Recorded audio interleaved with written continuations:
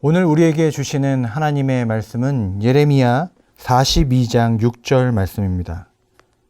예레미야 42장 6절의 말씀을 함께 봉독하겠습니다.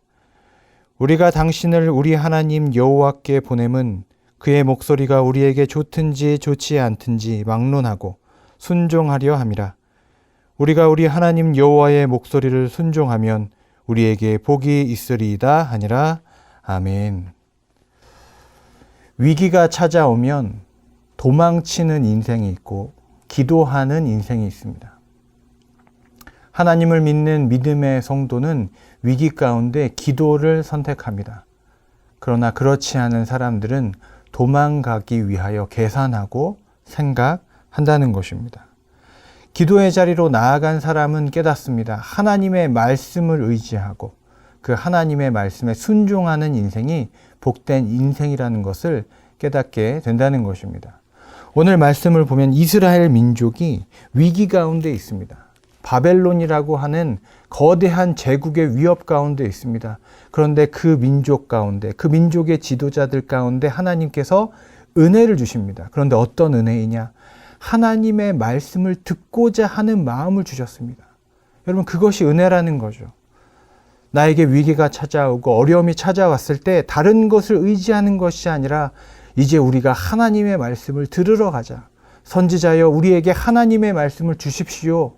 라고 그렇게 말할 수 있는 그 마음의 갈망, 하나님의 말씀을 사랑하는 마음, 사모하는 마음의 은혜를 그들에게 주셨다는 것입니다. 이런 말이 있습니다. 2개 이상의 우선순위는 우선순위가 아니다 라는 말이 있습니다. 여러분, 무슨 말입니까? 우선순위가 너무나 많으면, 중요한 것이 너무나 많으면 사실 그 인생 가운데는 진짜 중요한 것이 없다는 말이죠. 우리가 신앙생활 하는 가운데 이런 실수를 할 수 있습니다. 하나님의 말씀도 중요하지만 다른 것도 중요하다 생각을 할수록 하나님의 말씀의 절대적인 권위와 그 능력, 그것에 순종하는 마음들이 점점 엷어지고 얕아지고 희석되어 가는 실수를 우리가 범할 수 있다는 것입니다. 여러분, 하나님의 말씀보다 더 앞서가는 모든 것이 죄로 가는 그 첫 걸음을 여러분이 꼭 기억하시기 바랍니다. 여러분, 하나님의 말씀에 순종하는 것이 왜 중요합니까? 하나님의 말씀에 순종하지 않으면 우리가 다른 목소리에 순종하기 때문에 그렇습니다. 이 시대의 목소리가 있습니다. 이 시대의 문화의 목소리가 있습니다. 내 안에 죄성이 말하는 욕망의 목소리가 있습니다. 우리의 영혼 가운데는 결코 침묵이란 없다는 것이죠. 하나님의 말씀이 들려지지 않으면 다른 목소리가 우리에게 들려지고 그 목소리가 우리를 이끌어 간다는 것입니다.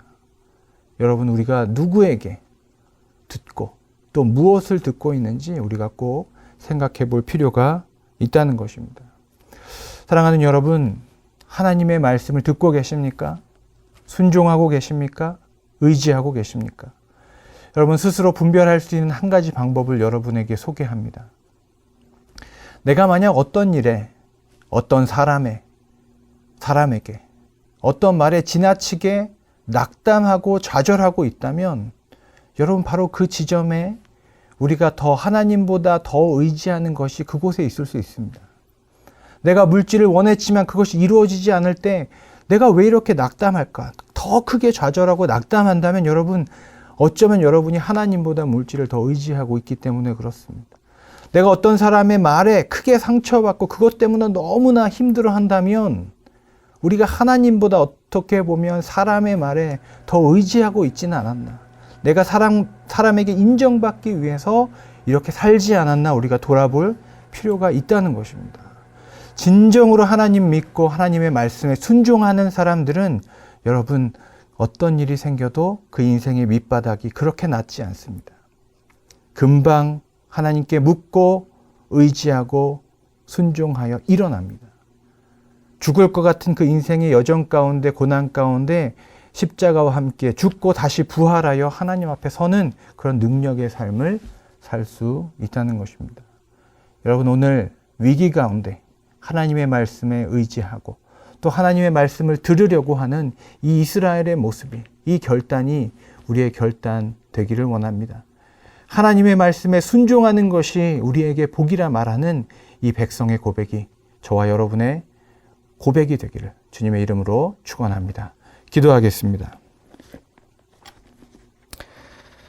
사랑과 은혜의 하나님, 이스라엘에게 주셨던 구원의 말씀을 우리에게 허락하여 주시옵소서. 예레미야에게 주셨던 그 영감과 성령의 능력을 우리에게 허락하여 주시옵소서. 하나님이 우리를 위하시면 우리가 누구를 두려워하리요? 주의 말씀을 분별하여 순종하는 능력의 삶을 살게 하여 주시옵소서. 예수님의 이름으로 기도드립니다. 아멘.